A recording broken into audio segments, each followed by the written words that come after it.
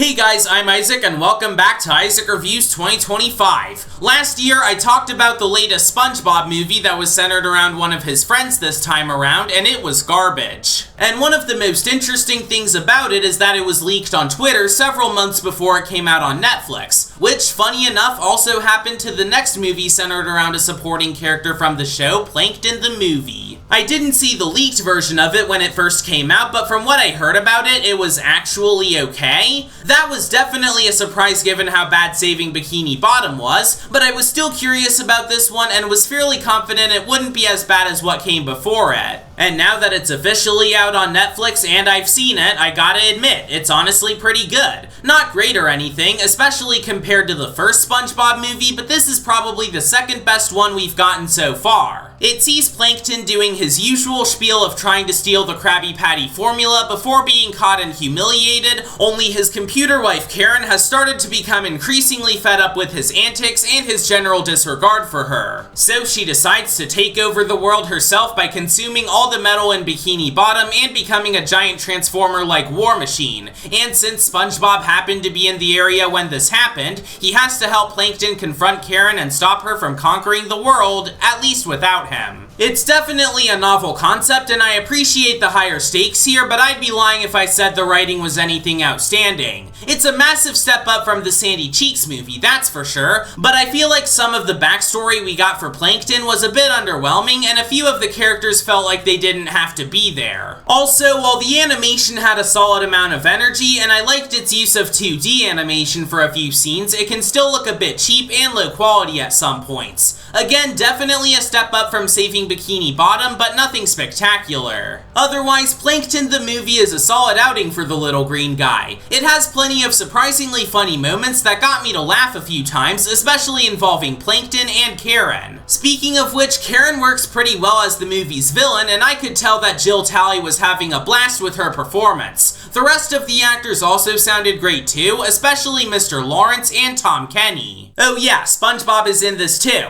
And unlike in Saving Bikini Bottom, I appreciate how he was actually able to meaningfully contribute to the story, even if some of his silly antics could be a bit overdone. And did I mention that this is a musical? Well, it is, and the songs are pretty good, especially Karen's villain song, which was an absolute bop that did not have to go as hard as it did. The other songs were also good, but I don't think I'd consider them great. I don't know, I just feel like most of them ended a bit too abruptly, but they were still good. Yeah, I don't have much else to say about Plankton the movie other than it being a solid outing for the character. Not the best thing we've gotten in the SpongeBob universe, but definitely enjoyable nonetheless and worth checking out at least once if you're curious, especially with there being another SpongeBob movie on the horizon. But for now, this one is a 7 out of 10. Glad to know that we can still get some good stuff from this franchise nowadays. Next time, I'll be talking about A Working Man since I was able to attend an early screening of it. And I mean, it's fine, I guess. I don't know, there was some good action, but it's nothing special as a movie. Anyways, thanks for watching this episode of Isaac Reviews 2025. Subscribe for more videos like this, and I'll see you all later.